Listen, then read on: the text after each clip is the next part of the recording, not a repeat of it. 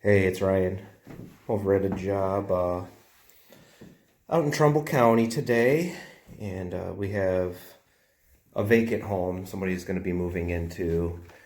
Carpets aren't in too bad a shape. I just noticed, if you get close enough, you could see a lot of embedded soil in there. My vacuum's going to get the majority of that out, and then, the icing on the cake will be when I do the cleaner.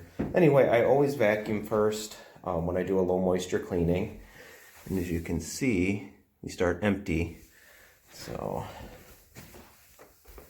we're going to do this whole place. It's just 2 bedrooms, a hallway, living room, and dining room. Beautiful home too. Very nice.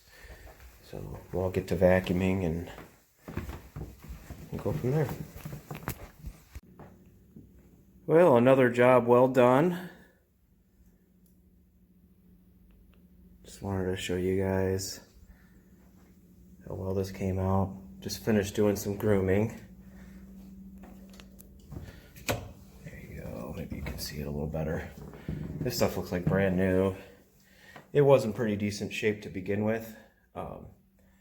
Just had a few paint marks and whatnot. Got them all out though.